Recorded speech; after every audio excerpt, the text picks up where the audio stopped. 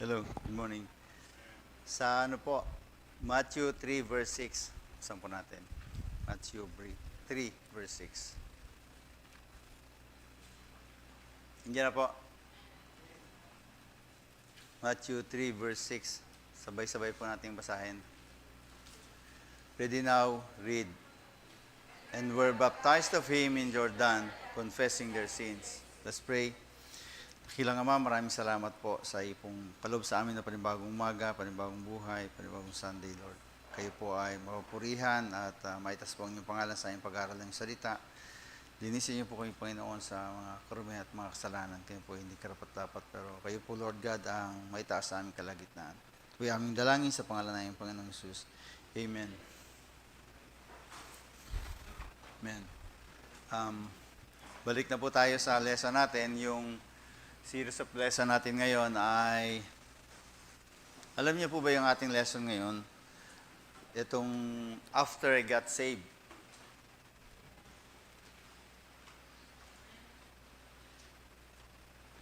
Nung ako'y pumapasok pa sa college, meron kaming instructor na nag-set ng exam. Pagkatapos, sabi niya 8 dapat exam darating. Pero 8:15, si start na. So, mayroon pang 15 minutes sa palugit. Ang aga namin dumating. Tapos, 8 na, wala pa siya. 8:14. Inip na yung mga estudyante, inip na. Tapos, nung 8:15 na, lumabas na siya. Nasa ilalim pala siya ng table. Nakatatago lang. Hindi kumikibo yung mga Tapos nagulat kami. Yun yung instructor na nagsabing pwede ka raw mabuhay na hindi kasabay ng mundong ito. Tatanda ang mundong ito pero ikaw ay hindi tatanda kung sa space ka nakatira. Kasi umiikot yung mundo eh. Doon nakabase yung yung edad. Katulad ng message at layunin ng ating pastor, tayo po ay kabahagi ng iglesia at ang layunin nito ay patuloy tayong lumakas sa ating spiritual well-being at magsumikap sa ating faith journey.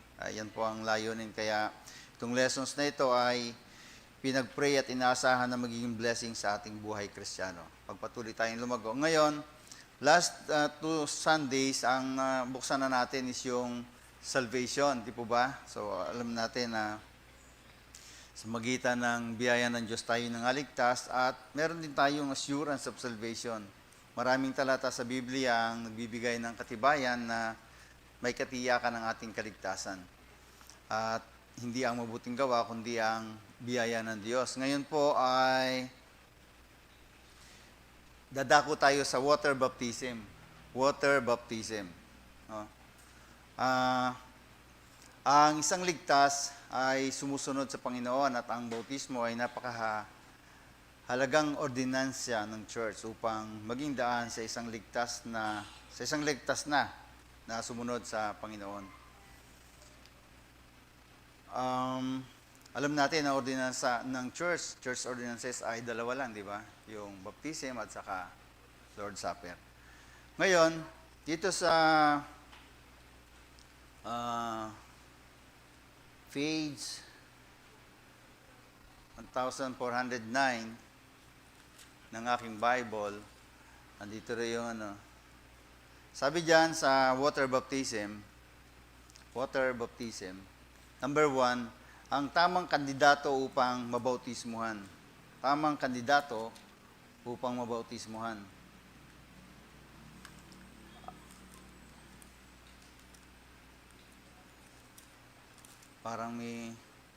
Parang may naalala akong kasalanan na humahadlang sa akin magpatuloy.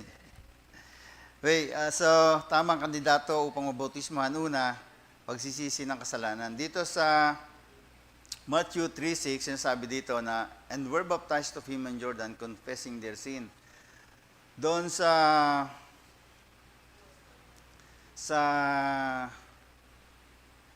dito? Tayong mga naligtas, tumanggap, bilang pagsunod, unang hakbang natin ng pagsunod ay ang pagsunod sa Diyos ay ang pagpapabautismo, di ba? Baptism. So, pangalawa, pagpapasakop sa salita ng Diyos. Doon din sa Acts 2 and 2 verse 41, makita rin natin doon. By the way, itong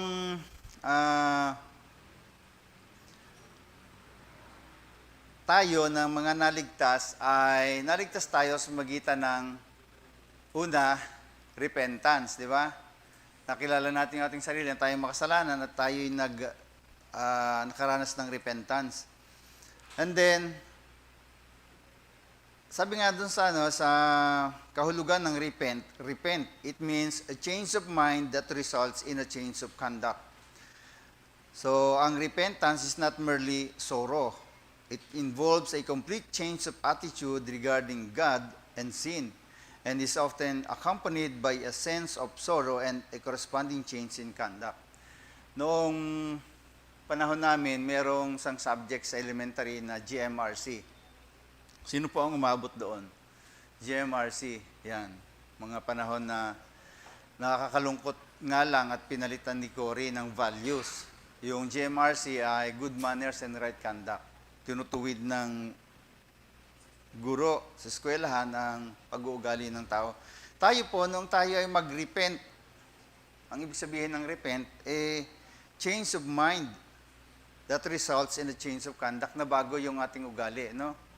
O minsan-minsan may lumalabas pa rin na tunay na kulay, tunay na ugali. Pero yung pag makaranas tayo ng repentance, alam natin na yung mga kasalanan na ginawa natin ay pinagsisihan natin. Hanggang sa tayo tumanggap, acceptance, at tayo ligtas na. Pero ang unang pagsunod ay ang pagpapasakop sa pagsisisi ng kasalanan at pagsunod sa water baptism. Kaya nga ang isang tao, alam natin na ang pagsunod sa tubig ng bautismo, ito ay hindi basta lang. Kumbaga, gusto mong pabaptize? Hindi ganon. Kailangan ikaw talaga ay nag-repent at nagkaroon ka ng acceptance at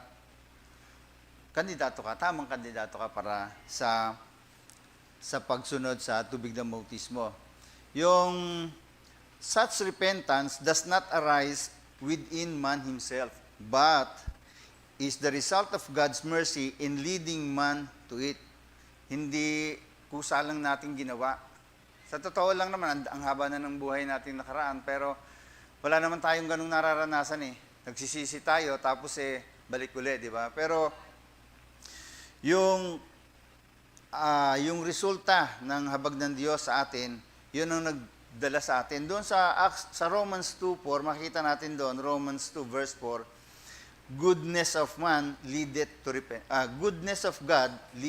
to repentance. Yung kabutihan ng Diyos ang nagbigay sa atin ang nagdala sa atin para tayo ay magsisi ng ating mga kasalanan.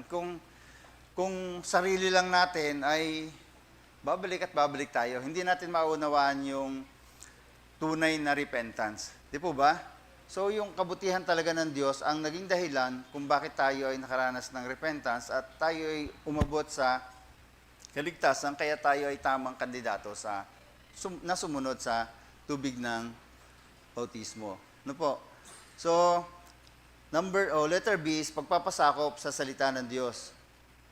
Diyan sa Acts 2:41, sabi diyan, then they that gladly receive. Ano ba yun? Pakibasa nga po. Nababasa niyo ba? Ako si Mangit yung iba, sabi, ang liit naman yan. Basahin ko, then they that gladly receive His word were baptized. And the same day, there were added unto them about 3,000 souls. So, nangadagdag sa church, di ba? Yung mga nabautismuhan.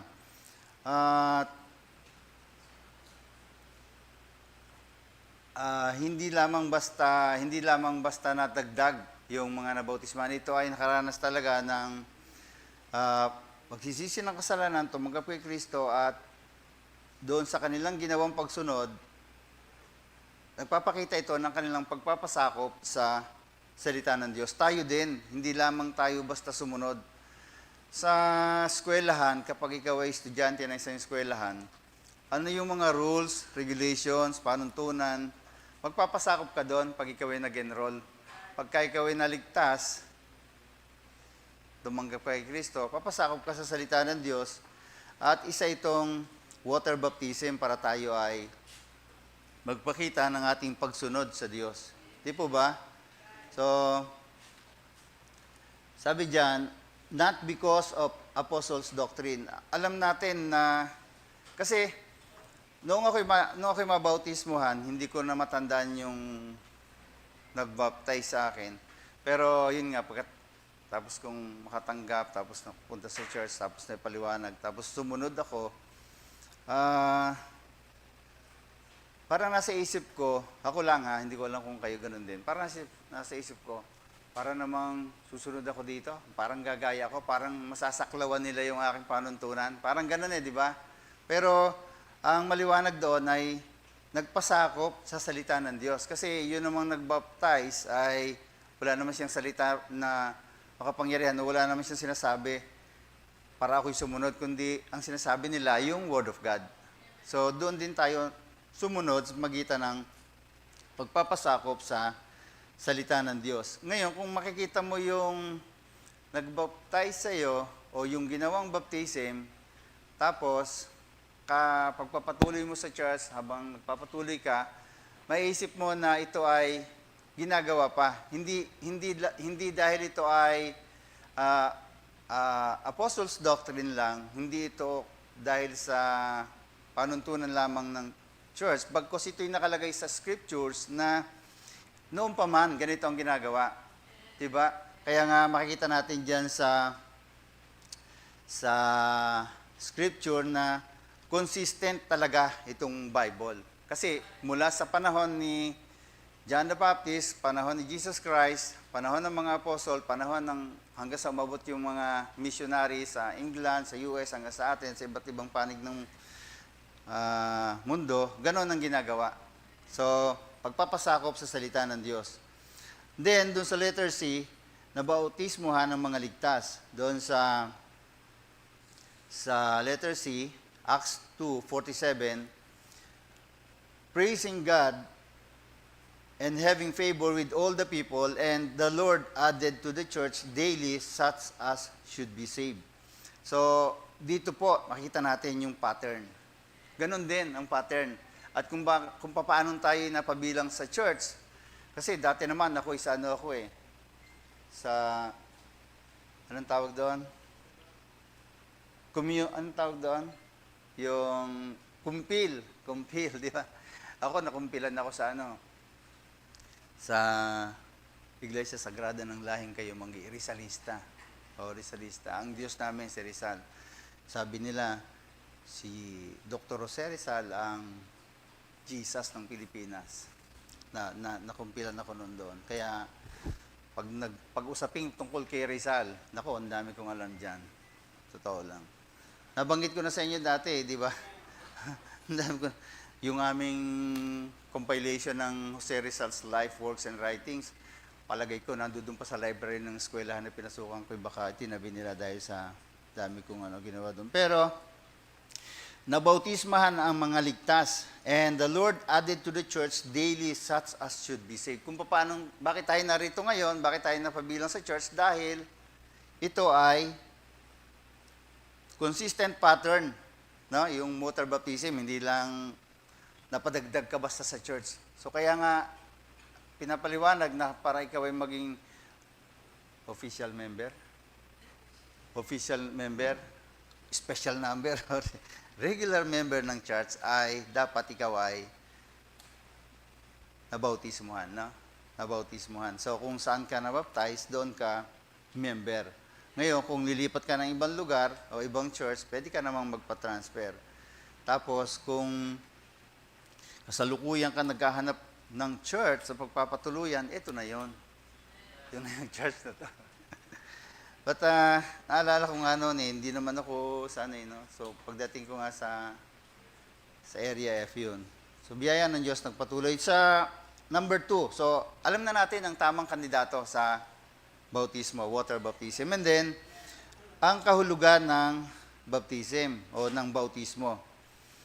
Ang bautismo ay larawan ng kaligtasan.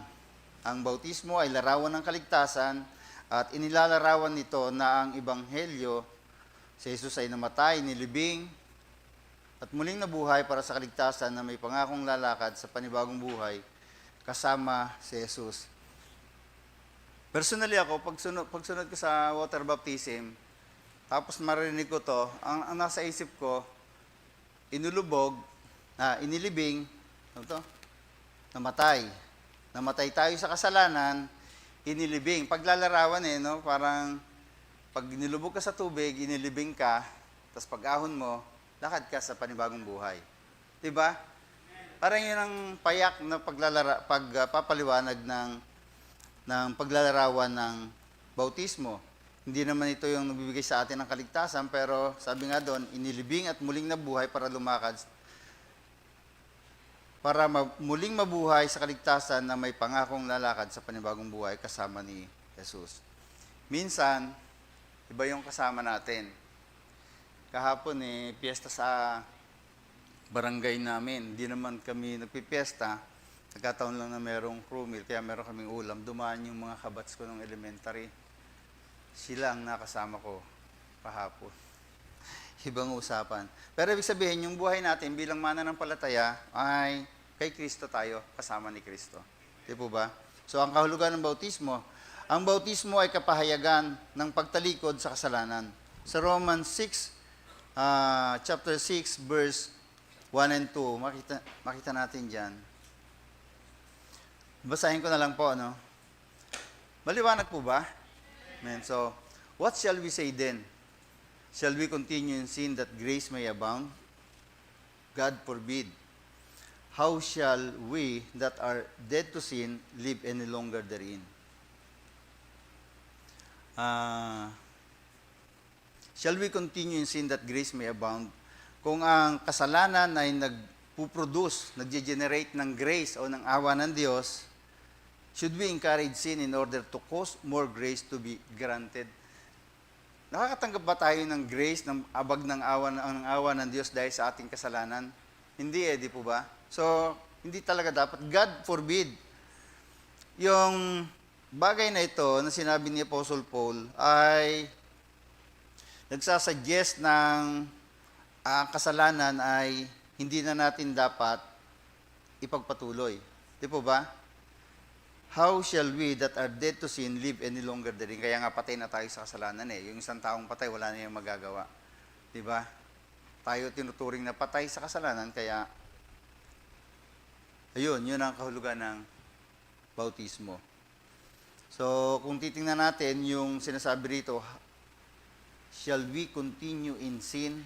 Yung sin dito ay singular, ibig sabihin, sin nature, yung ating likas na pagiging makasalanan, hindi na tayo magpapatuloy doon. Di po ba? Amen? Kasi patay na tayo doon. Ang bautismo ay paglalarawan ng ebanghelyo, kamatayan, pagkalibing, at muling pagkabuhay ni Kristo.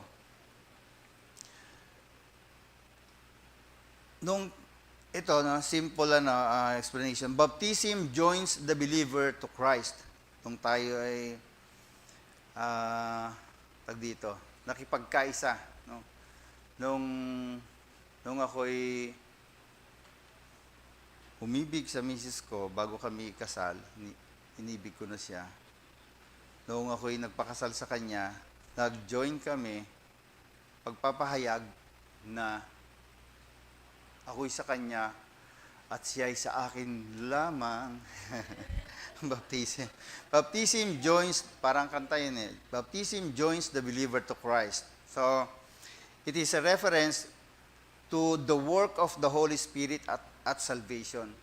Lagi tayong tinuturo na yung pagkilos ng banal na Espiritu ang nagdala sa atin kung paano tayo sumunod sa tubig ng bautismo. Kasi kung wala yung Holy Spirit, ay walang kwenta.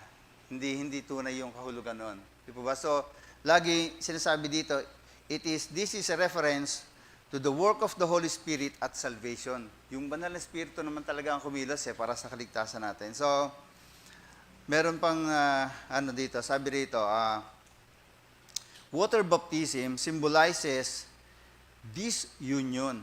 It separates the believer from his old life and identifies him in resurrection. Identified na tayo sa muling pagkabuhay.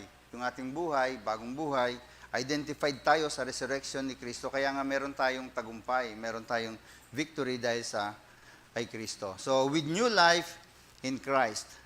Dito rin, sinasabi ni Paul na baptism's profound practical significances into his death. Doon sa,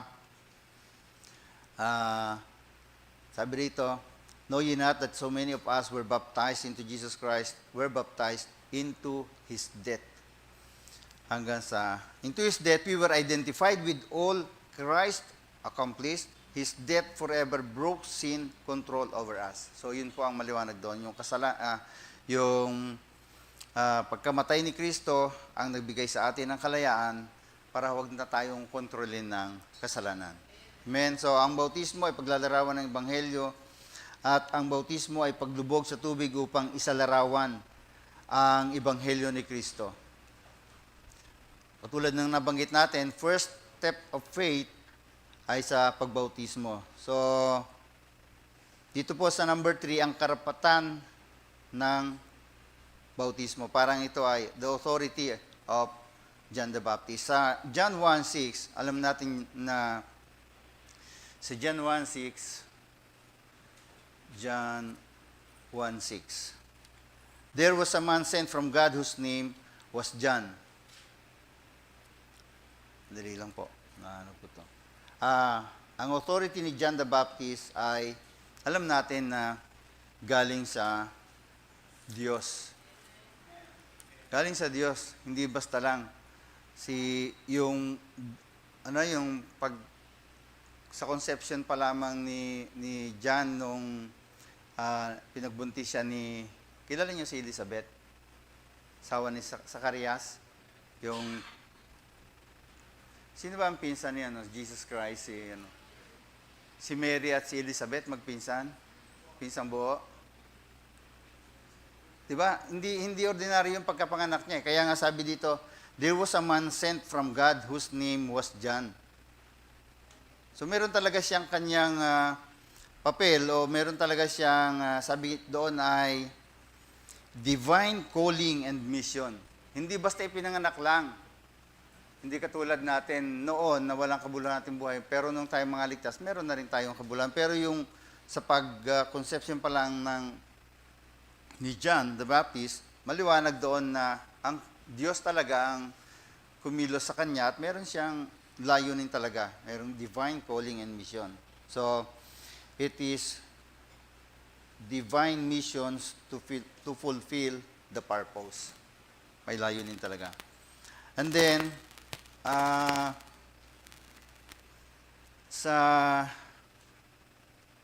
Matthew 3 verse 1. Those days came John the Baptist preaching in the wilderness of Judea. Ito rin yung makikita natin sa Isaiah 40 verse 3 na crying in the wilderness. And then, yung role niya, his role was vital for God's plan of salvation.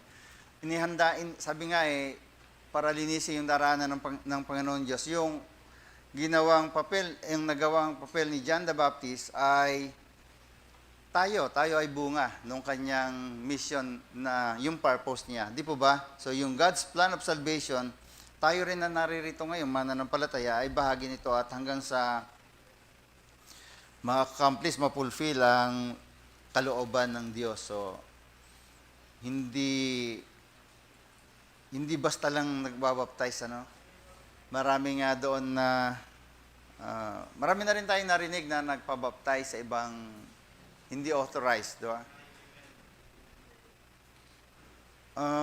Hindi naman natin ipinagyayabang to. Parang, ang nangyayari kasi dito, tayo talaga ay blessed.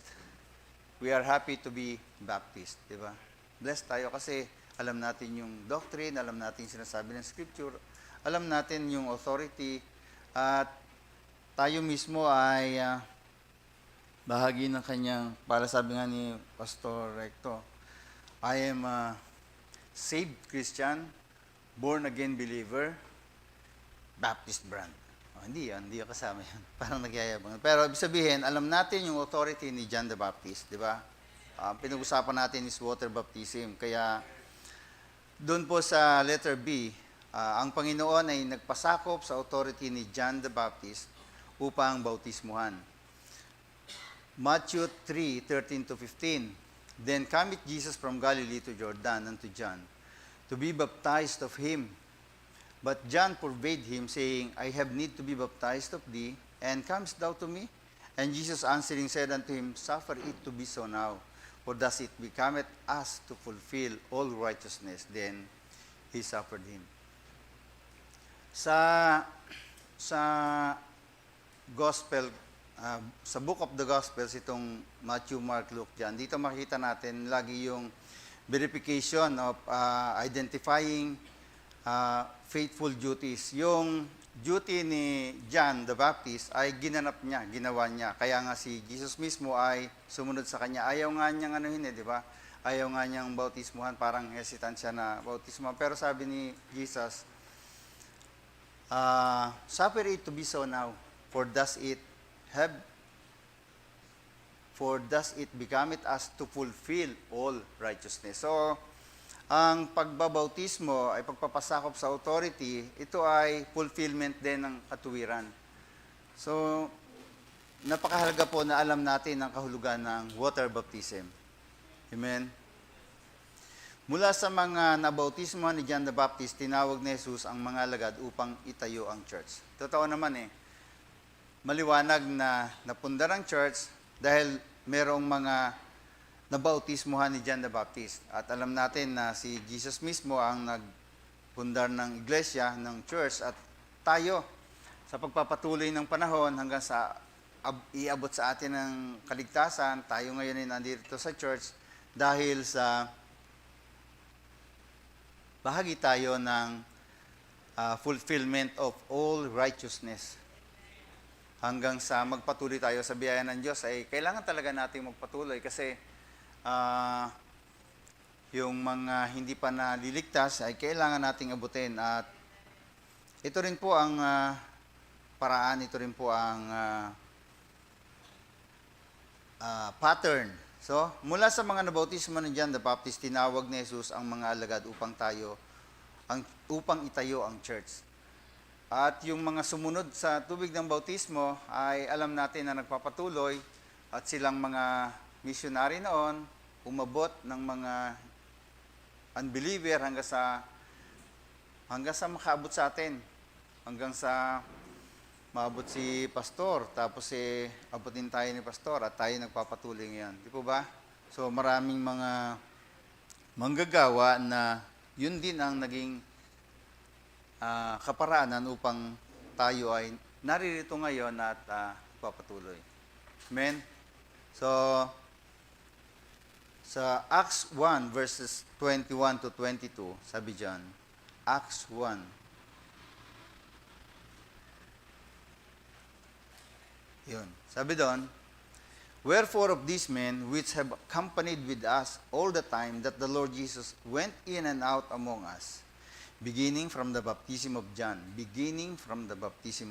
unto that same day that he was taken up from us, must one be ordained to be a witness with us of his resurrection. Tayong mga nakaranas ng kaligtasan, sumunod sa tubig ng bautismo, tayo rin ay biblically, we are all ordained to be a witness for the resurrection of Christ. Amen? Amen? Amen. So, haba pa. Maraming pa tayong pwedeng pag-usapan. So, sa Acts 1:9, sa Acts 1:8, witnesses, yun din yun, sinasabi doon. Kaya nga, doon sa Acts 2:32, makikita rin natin doon na tayo ay witness ni Kristo sa kanyang pagkabuhay na maguli. So, pray lang ako. Dakilang Diyos, maraming salamat po muli, Ama, sa oras na ito at kayo po ang siyang maitaas. Patuloy niyo po kaming pagtibayin sa pananampalataya at palaguin, Panginoon, sa buhay Kristiyano at gamitin niyo po para sa kaligtasan ng iba. Sa iyo po ang kupurihan, ito po yung aming dalangin sa pangalan ng Panginoong Jesus. Amen.